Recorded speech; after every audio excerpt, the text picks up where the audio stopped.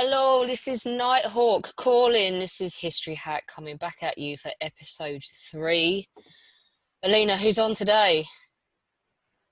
It's you.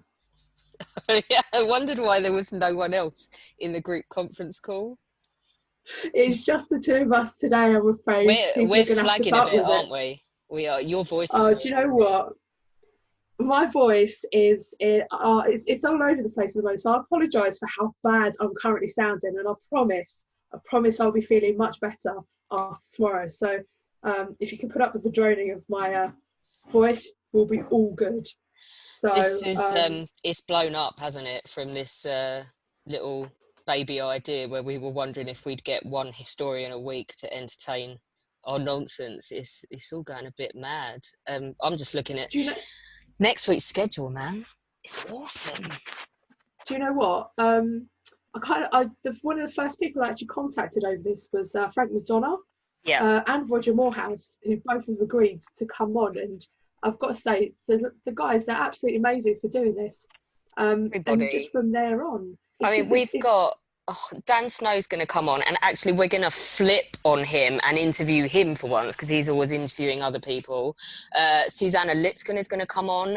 She's just got a new book out, actually, about French 16th century, but we're actually going to go back and talk to her about 1536 because I think that's a brilliant book. The idea of taking one year in the life of Henry VIII, that is so. I agree with her completely. It's so significant, and it's so relevant at the moment because the last part of Hilary Mantel's Cromwell trilogy has just come out. We've got Belgian World War One history. We've got football history. We've got Gilad coming on to talk biblical archaeology, an Israeli historian. We have a heavyweight contest hopefully coming up, but I'm not going to say anything about that yet because we just need to confirm with one of them. Like you I'm said, so Roger excited. Morehouse. I know that's going to be awesome. Roger Morehouse is coming on. We've got a brilliant. She's a dear friend of mine. She works for the Australian Maritime Museum. I've known her for years. Is going to come on and talk to us about a 1912 shipwreck that isn't Titanic. There's actually down in Australia a vanishing boat, and she's going to talk about that. We've got some Japanese history coming up in the next couple of weeks. We've got classical historians having a debate. We're going to have. Yeah, do not forget the classical historians. Do I not know, forget the I classical am, but we've got historians. Renaissance Italy with Catherine Fletcher as well. We're very close to sorting out an awesome American visitor talking to us about the civil rights movement, in particular his book. There's just so much, and that's just the Do you know next who couple of else we've got? weeks. Who? We've so my friend Shane, he actually runs a really interesting project as well. So hopefully we're going to get him on to explain to you guys. They're probably going to need some help as well eventually. So it'd be really great if we can get people on board This is World to War help them Two, with this right? project. Yeah, it's I'm going to mention it now really quickly. It's the War Gen project, which is actually run by James Holland as well and Dan Snow. If I'm not mistaken, please correct me if I'm wrong. It's actually a really great project. So we've got to get some people on board to give What them is a he hand. doing? So basically, they interview people. Do you know what? I'm not going to tell you about it. I'm going to let Shane tell you all about it.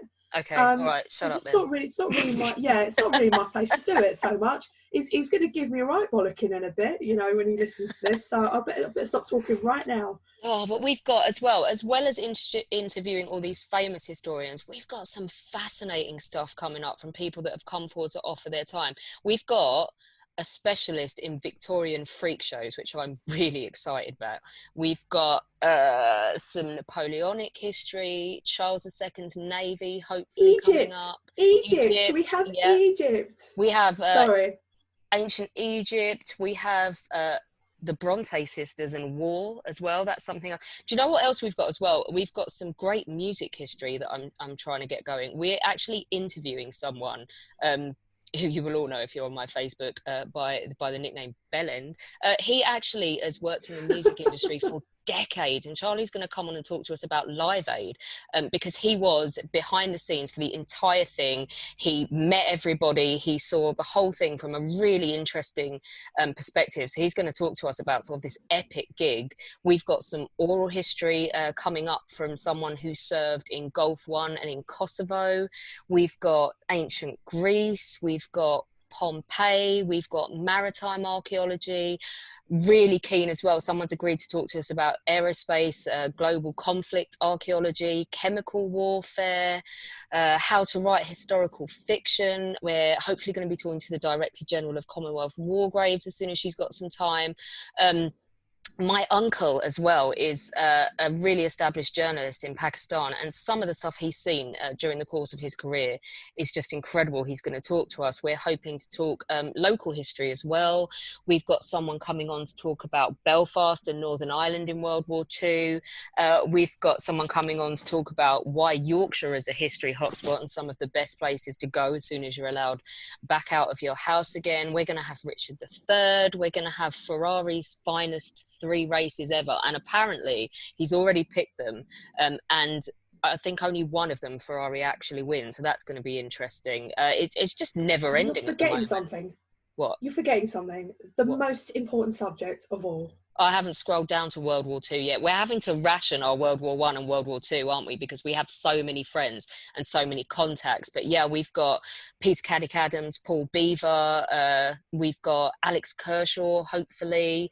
We're talking to Saul David next week about his current book, which is Pacific Theatre of War. Yeah, it's just never ending, isn't it? Well, even more specific than the Go Second on. World War, because obviously the best subject is mine. Okay, yeah, we will be talking to you about the first mass transport into Auschwitz as part of our Polish picks, won't we? I think that's going to be week 3, we've decided.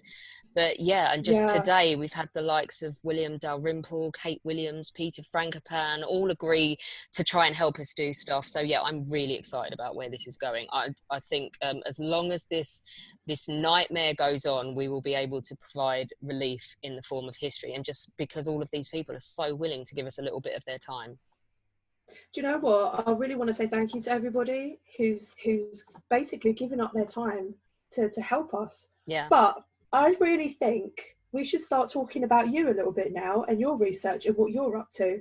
Okay, we will, but let's just say thank you to all the people supporting us as well, because we've picked up more than 700 followers in about 4 days. Everyone's response to this has been great, and their support and putting up with our constant tweeting and resending everything round, and their contributions as well. So yeah, everyone, not only the experts and the enthusiasts that are going to come on, but everyone who sort of responded to this, because if no one was listening, no one would be interested in doing it. Well, exactly. So at the end of the day, you guys are what makes us. So thank you very much. Go on, hit me then. Hit me with why we're actually here for a history perspective we are. We're here for a few things. So let me just tell you a little bit about Alex. So a lot of you probably will recognise her from TV. I know I do. After she's had a shower. Yeah. Okay. I'm not going to lie. I haven't. Do you know what I've done today? I've literally sat here. I contacted a friend who's a commentator for BBC on the football, because we're going to do a down the pub, a bit of a fantasy football thing for the 90s, I think. And he's a Only Fools and Horses enthusiast, as I am. And we've literally spent most of the day sitting here watching in our separate houses the same channel, UK Gold, and texting each other quotes from what we're watching. So apart from this podcast, I'm achieving nothing. I won't lie, I haven't showered today. Well, at least we can give you a bit of a break at some point. You can get on with some of your research, because from what I hear, it's actually really interesting. But before we actually get to your research, let's have a chat about what you've actually done in the past. So you've published quite a lot, actually. Not that I'm jealous or anything. We're looking at do not judge her, people. What I'm about to say, do not judge her. She is a Chelsea fan, okay? And she's written a book about the Chelsea Football Club during the First World War, right? So don't judge her. Just keep listening. You can be a Millwall fan. You can be a Tottenham fan. I don't care. Just don't judge her for this moment. She's written a book on the Somme, something about Eton. I didn't catch that. That's still a book I've actually looked at. But the most interesting book is actually, it's called In the Eye of the Storm. And you're actually expanding on that book at the moment, aren't you? Yeah, so In the Eye of the Storm was, I really wanted, so with all these other books, like, and I have to say, quite a few of which were written with Andrew Holmes and then Johnny Dyer as well. So a lot of other people have contributed to the research on those, and their names are on the covers as well for very good reason. But we had looked at a hell of a lot of different experiences of the war, like poor people, rich people, women, men, people from all of Britain's colonies. We'd even included French, German, and I was sitting there pondering what I was going to do next, and I threw this idea at my publisher at the time that was like, wouldn't it be really good, like, the most unique experience I can think of was probably being King of England during the First World War. And she went, oh, that's amazing, you need to do that. So I stupidly sent off this application to the Royal Archives, waited about 3 months, because I later found out that if you're wanting to write about a senior royal, it takes quite a lot of time to go through, because it goes quite high, very high up the chain in the royal household for permission, as in the Queen's desk via her private secretary. And then I got permission, which was a big shock. I can't remember where I was, but my housemate at the time rang me screaming because he'd found a letter on the map with the Windsor Castle stamp on it. But yeah, so I wrote this book.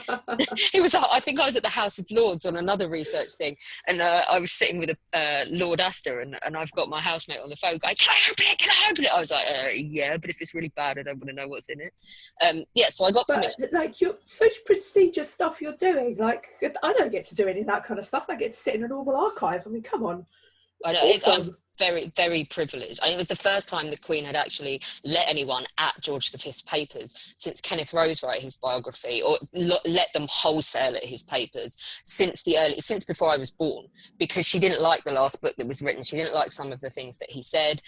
So it really was a privilege. And you're going to have to excuse that slight noise in the background, because Bertie the cat has decided to play with his little ball run toy.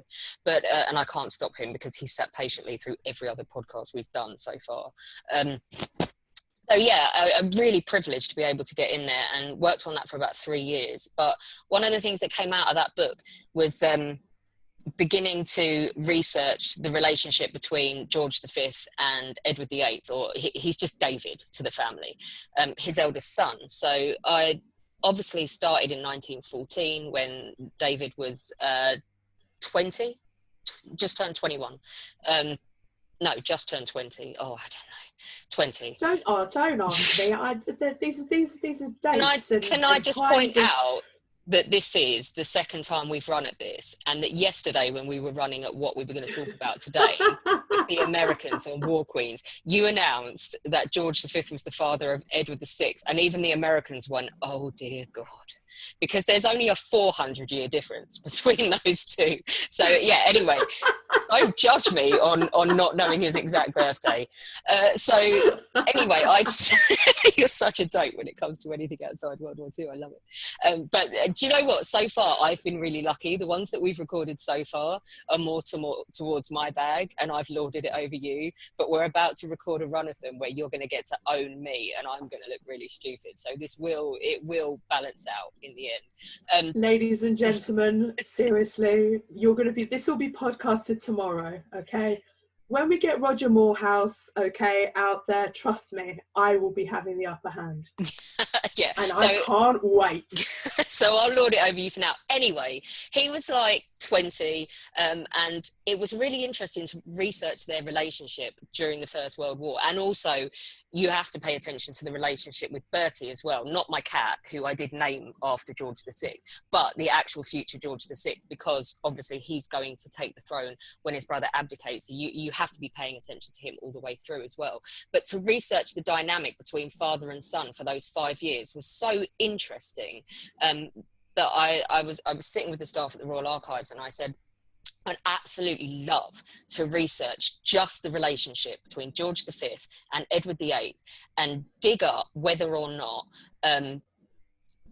this is the cause of the abdication. To what extent did their relationship, which is well known that it deteriorated down the years, to the extent that George V said before he died, within a year my son will ruin himself, which he did. To what extent this relationship impacted future events, or was it always inevitable that Edward VIII would abdicate? So I asked permission for this, but I said at the time, It's something that you could only do if you had wholesale access to their papers, between each other and the family papers.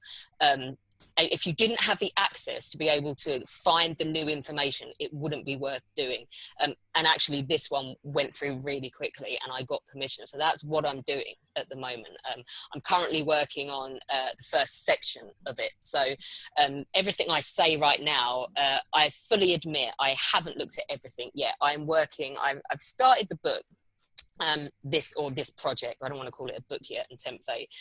I've started this project looking at when these two are flung into the line of succession, because they should never have been. So I've started with the death of George V's oldest brother, and I've actually been researching from there through to the beginning of World War I, because then obviously I've done a large chunk of it. So at the moment I'm looking at the relationship between George V and his children in the early years. So that is a really long, convoluted answer to your question. What am I working on now?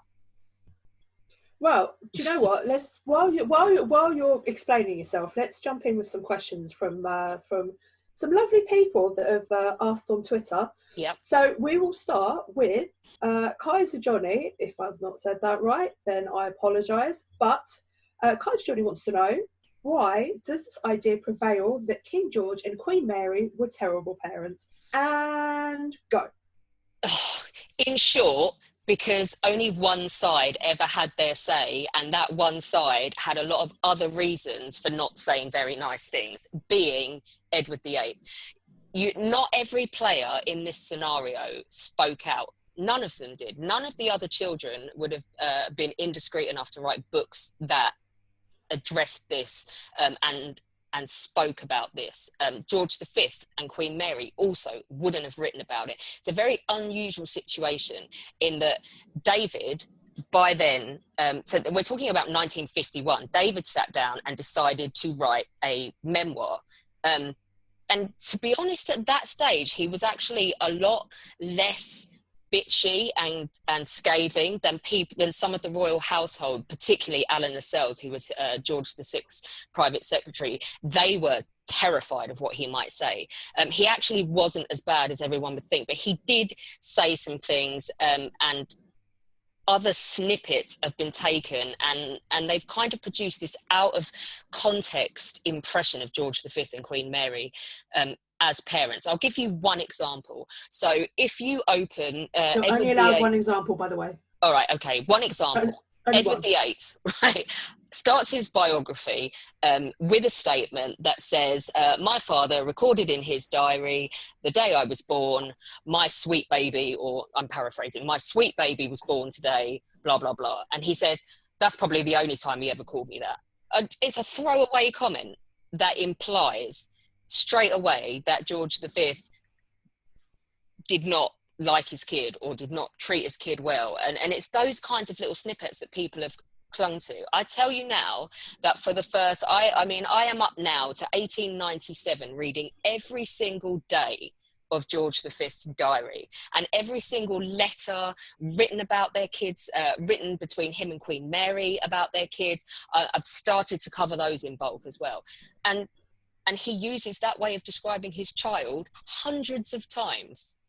He is sweet baby, my darling baby. I have seen photos of him cradling his newborn son, and I have read, and it's something, I can't quote them because it's part of the deal you sign with the Queen when you look at the papers.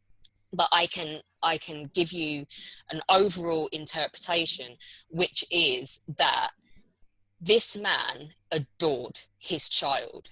He bathes him. He has him play in his office when he's working. The hands-on stuff he's doing, I highly suspect you would not see other men of his class doing with their child. He's brought down to tea. He's shown off to everybody. He adores this child, as does Queen Mary. And in turn, when Bertie arrives in 1895, they adore their children, and I've started calculating, and I cannot remember the number of times off the top of my head. I've calculated the amount of time that he spends away from his child, and you'd be startled in the first year of that baby's life how much time he actually spends with him. And it's something I said about the birth of their sixth child, because I was discussing Prince John in the War Book, that he takes effectively paternity leave. The inference is as well that George V is in the room when Queen Mary's in labour, which I don't think is a regular occurrence for having babies, and that's in the case of David. But all of the children, he stops work, he stops shooting, which, if you know anything about George V, if he's at Sandringham and he's not shooting and his wife's just had a baby and it's because he wants to sit with his wife and his baby, that's a hell of a big deal for him. So little throwaway comments and little anecdotes from people who have once seen him snap at his child have sort of built together to create this impression that the man was an absolute monster. Now, don't get me wrong, George V could be a piece of work. Like, for a start, he came out of the Navy. He came out of a social kind of way of living and he was a naval man for a lot of years, where you got by on ribbing your comrades and taking the mickey out of each other and stuff. And sometimes he could be a bit over the top and he could be gruff. And I'm not saying the man was a saint, but to infer that there was no affection for his children, the more I read, the more I can refute it. So we're going to look forward to a really good book then. I hope. I think, anyway. So let's move on. We've got a couple of questions anyway, so let's get this moving. This one's coming from Molly. What made Edward write such a scathing report of his father during his 1951 memoir? Was it purely to create hype and sensation and drive sales, or was there really blood? Gosh, I can't talk today. Or was there really bad blood between them? I've kind of answered most of this already. This is a great question.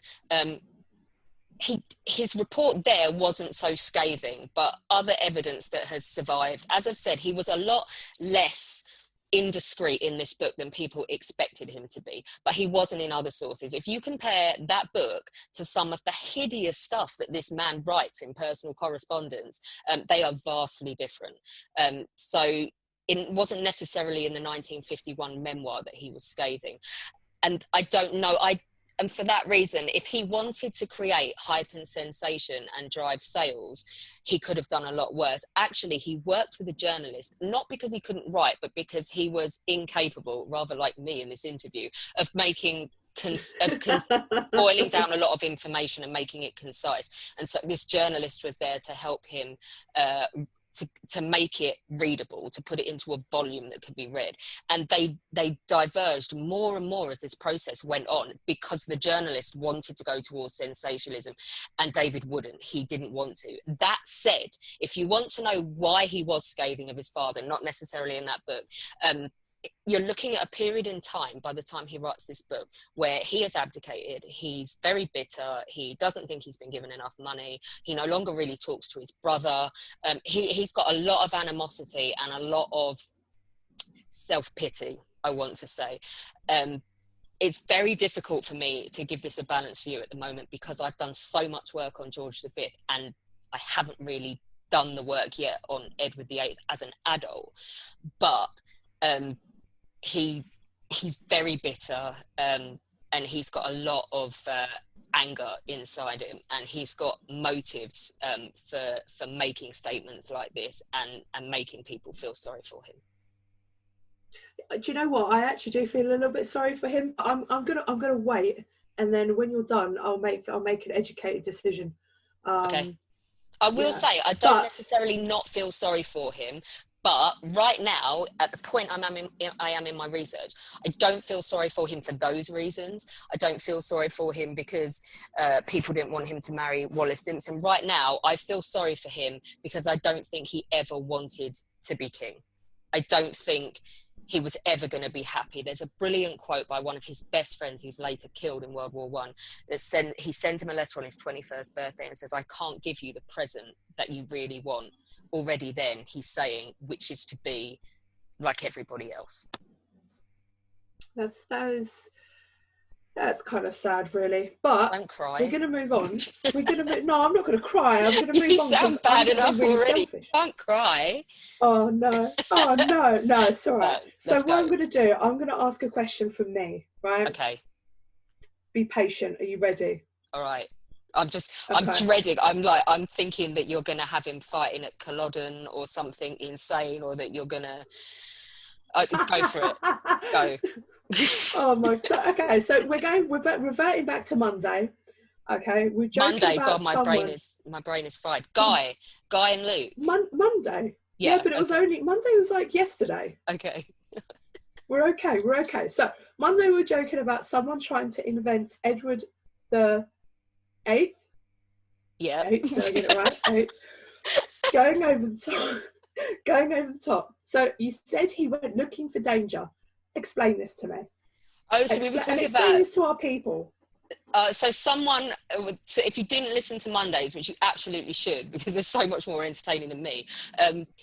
Someone once asked me, we were joking about some of the awful things television asks you to do as a historian, and I was joking about someone once telling me to go out and find a story of David going over the top in World War One, and saying, oh, because he courted danger, he must have, you need to find me the story. And I was saying, well, no, I don't, because it didn't happen, and I'm not going to make it up. But yeah, he did go looking for danger. And so what have you asked me? Why did he do it? Oh well. Okay. Yeah. Yeah. What, no. What? Yeah. What was it all about? I mean, explain it a little bit more. Again, it goes back to this idea that he just wants to be like everybody else. He made this ridiculous statement to Lord Kitchener. He desperately wants to be in the army, and he wants to go and fight, and he wants to get shot at. At the time he's asking to do this, I've said it in the book, there is no one at his experience level in 1914, which is basically zero, apart from a bit of OTC training at Oxford, who would have been put into the front lines. Not at that point. Much later in the war, definitely, but he's not qualified to go into the front lines and be a fighting battalion officer at the beginning of the war, which is what he wanted. And he says to Kitchener, but it doesn't matter if I get shot, because I've got loads of brothers behind me. To which Kitchener's response is excellent. Kitchener says, I'm not worried about if you die, I'm worried about if the Germans take you prisoner. Which is actually a really good point, because from a PR perspective, it would have been devastating. Sense. Yeah, so, but he basically sulks his way through World War One, and I sound like I'm being so awful to him. He is a sulker. He's one of life's sulkers. And so he sulks his way through World War One about the fact that George V knows his kid is going to try and put himself in the way of danger. So he has him watched. He has older officers with him at all times. He has senior officers watching him at all times. But nonetheless, David did go out looking for trouble. He actually very nearly found it by accident one day. And he is actually involved again in a car accident where someone lost a leg as well, which I don't know how widely known that is. It's in the book I wrote, but he basically his car hit someone and the guy ended up losing a leg, and there was a whole hoo-ha about it. But I just think it was about, he thought he wasn't experiencing, he thought he was useless. He has a very, very big self-esteem problem, and in his mind, because he can't go and get shot at, and because he can't do the things that other boys his age are doing in World War One, he feels useless and pathetic. And that's why he courts danger, and that's why he wants to go out looking for trouble. So, right, we've got enough from me, okay? Okay. We're going to fight, I've got two more from someone else. I'm really impressed that you did that question, though. I know, just so awesome. Right, anyway, so, Big Andy Locke, I swear you know him. Yeah, do you know what that sounds like? It sounds like such a pretentious name, but he really is big. He's not being a dick. He's basically a giant. His forearm is bigger than my thigh. He's like immense. Yeah, so he's not being a douche with that name. He is Andy Locke, and he is big. Okay, no, that's fair enough. But Big Andy Locke wants to know what the prince's attitudes were to serving in World War. Well, we kind of answered that a little bit, but expand it a little bit more. What their attitudes were to serving in World War One. I'm really sorry, Lockie, that we got into your Twitter username.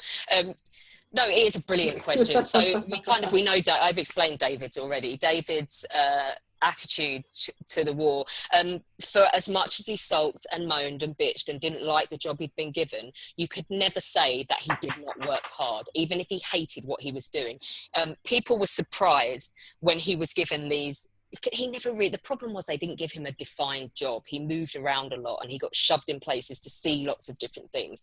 So he would get given a report to write, and ultimately it was pointless, but it was, in the king's mind, it was educating him. He was this unparalleled opportunity to learn different aspects of your army at war, which is the thesis behind it. But so David's attitude, although he hated it, people expected him to pass those silly jobs off onto other people, and essentially claim credit for them, and he didn't do that.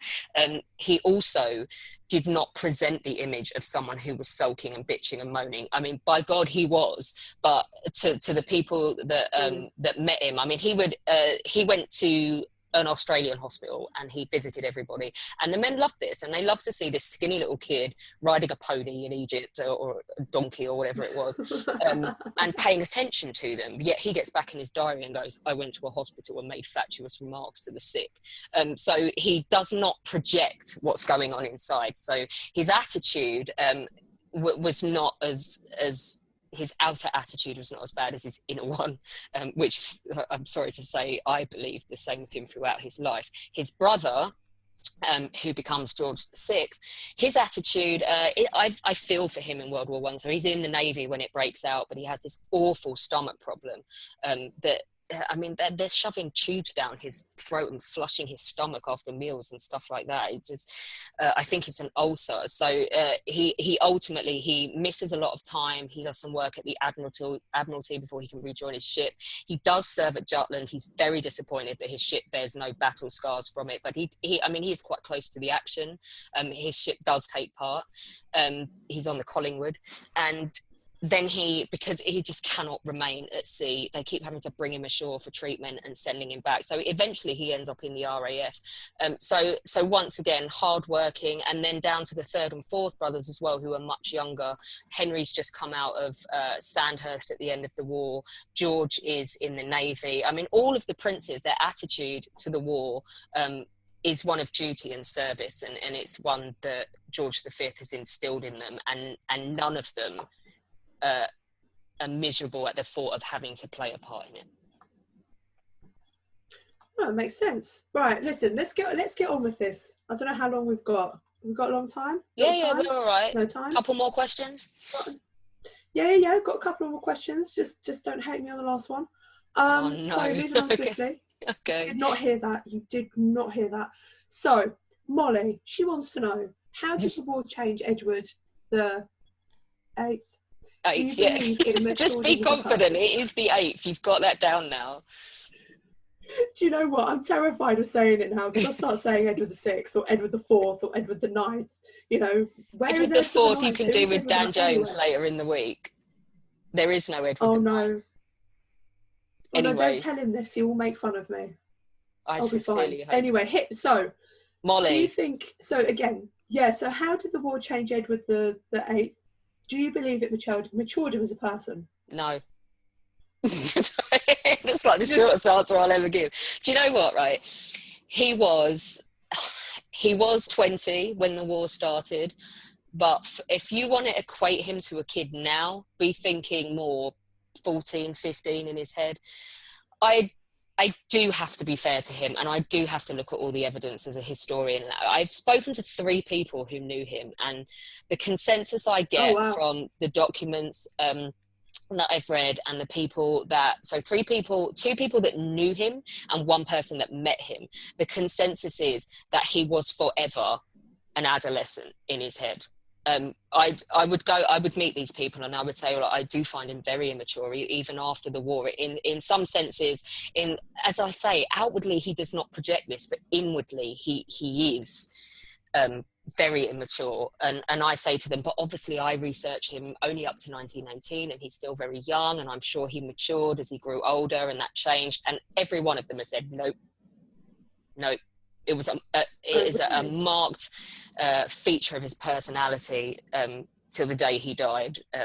Was essentially that he remained stunted in terms of maturity. And I will, if I find the evidence against that, I will admit that I'm currently wrong as I go on with this research. But that's how I feel at the moment. So let's revert back to this this podcast when you're done and see what's changed. That'll be really interesting, actually.